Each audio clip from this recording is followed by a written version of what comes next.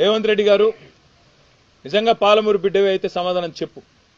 మొన్ననే నల్లగొండ జిల్లా సుంకిశాల కాడ ప్రమాదం జరిగింది. హైదరాబాద్కు తాగునీరు తెచ్చే సుంకిశాల కాడ సంఘటనా స్థలంలోనే దుర్ఘటన జరిగింది, పెద్ద యాక్సిడెంట్ జరిగింది. మేము డిమాండ్ చేసినాం ప్రధాన ప్రతిపక్షంగా, ఏ ఏజెన్సీ అయితే అక్కడ పనిచేస్తున్నదో మెగా ఇంజనీరింగ్ దాన్ని బ్లాక్ లిస్ట్ చేయండి, వెంటనే ఎంక్వైరీ కాల్ఫర్ చేయండి, ఆ సంస్థను బ్లాక్ లిస్ట్ లో పెట్టండి, రాష్ట్రంలో ఒక్క వర్క్ కూడా ఇయ్యొద్దు. ఎట్లా ఇస్తారు అంత పెద్ద యాక్సిడెంట్ అయినాక? మరి దాదాపు 75-80 కోట్ల రూపాయల ప్రజాధనం నష్టం జరిగింది అక్కడ.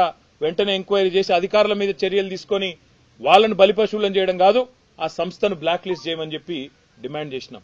కానీ ఇలా పొద్దున వార్త చూసినా నేను, నెల రోజుల కింద కూడా నేను చెప్పా ఈ మాట, మళ్ళా కూడా చెప్తా ఉన్నా.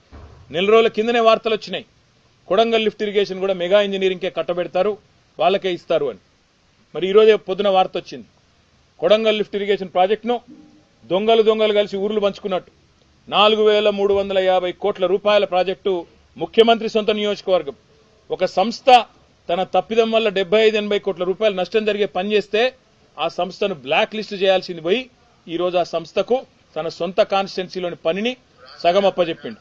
ఇంకొక సగమేమో పొంగులేటి శ్రీనివాసరెడ్డి రాష్ట్రంలో మంత్రి, ఆయన సంస్థ రాఘవ కన్స్ట్రక్షన్ కు సగం. మరి ఇన్ని రోజులు రేవంత్ రెడ్డి గారు చెప్పిన మాటలు ఇదే, మెగా ఇంజనీరింగ్ గురించి, వీళ్ళ గురించి, కాంట్రాక్టర్ల గురించి చెప్పిన మాటలు, మరి అవన్నీ కూడా కల్లిబొల్లి మాటలన్న మాట ఇప్పటికన్నా ప్రజలకు అర్థమై ఉంటుందని నేను అనుకుంటా ఉన్నా.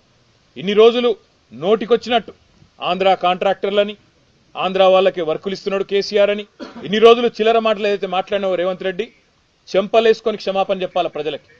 నీ సొంత నియోజకవర్గం కొడంగల్లో కొడంగల్ లిఫ్ట్ ఇరిగేషన్ అనే ప్రాజెక్టు ఇవాళ ఏ సంస్థనైతే ఇన్ని రోజులు ఈస్ట్ ఇండియా కంపెనీ అని తిట్టినవో ఆ సంస్థకే కట్టబెట్టినవంటే నీ రంగేందో, నీ నైజమేందో, నీ నిజాయితీ ఏందో దీంతోనే బయటపడ్డదనే మాట నేను విజ్ఞప్తి చేస్తా.